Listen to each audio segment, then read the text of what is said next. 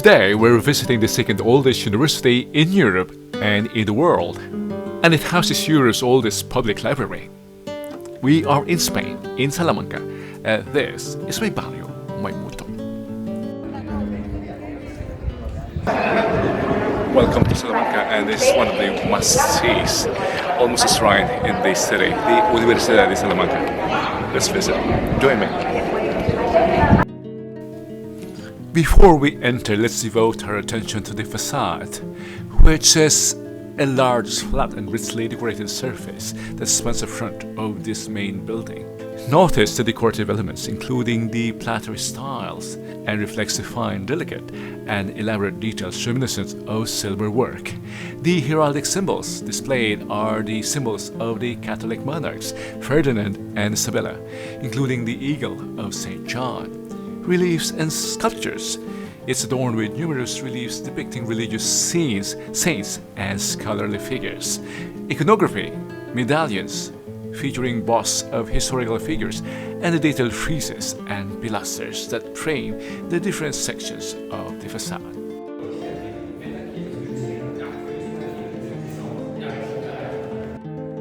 And we are now inside the building. It's not very common for a university to be considered as the main tourist attraction for a city. There's an interesting history behind it, as well as being the first university founded in Spain and one of the oldest in the entire world. It was founded in 1218 when the students didn't have a space to study in, and they had to go to the cathedral to study.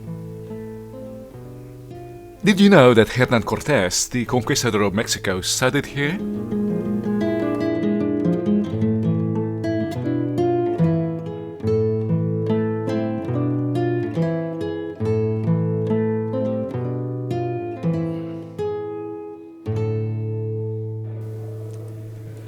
At the center of the southern corridor lies the chapel dedicated to Saint Jerome.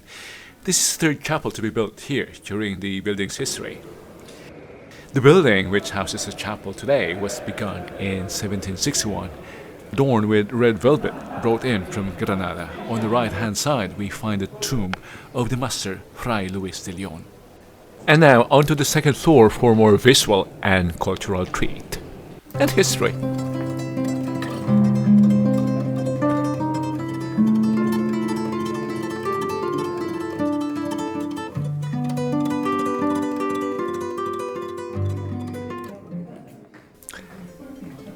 And this is the very first public library in Europe. Stepping in the old library is like stepping back in time. The quiet, contemplative atmosphere is conducive to study and reflection, making it a beloved space for scholars and visitors alike. The main reading room is notable for its coffered ceiling, which is adorned with intricate carvings and gilded details. The room exudes a sense of grandeur and reverence for knowledge.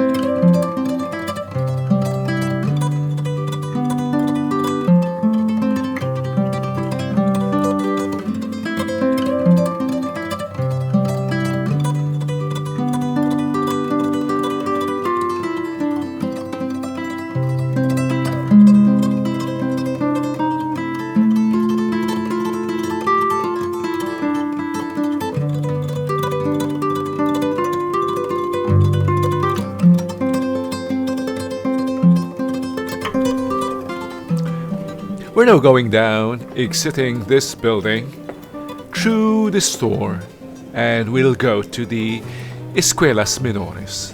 It's a building hidden away, but it's just a stone throw away from here. And as a surprise, we exited exactly just in front of the facade of the cathedral. Let's enjoy these architectural details first before we go back to the university for the Escuelas Menores.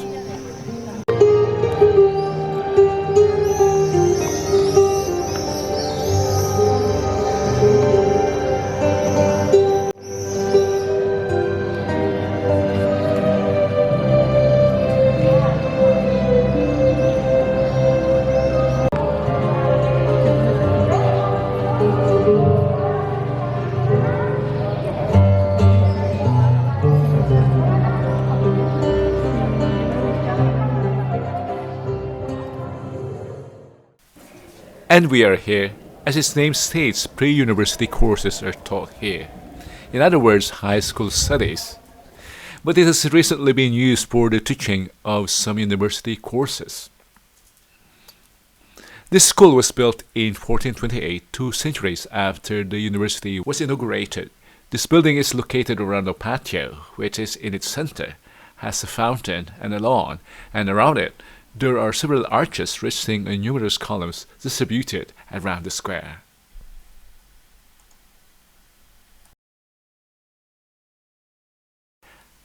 And that concludes our tour of the old university building proper. But don't leave yet, because we are exploring further the entire neighborhood of the university. Equally interesting architectures that made the city a UNESCO heritage site. Enjoy places, events, and cultures here on my Barrio, my Mundo.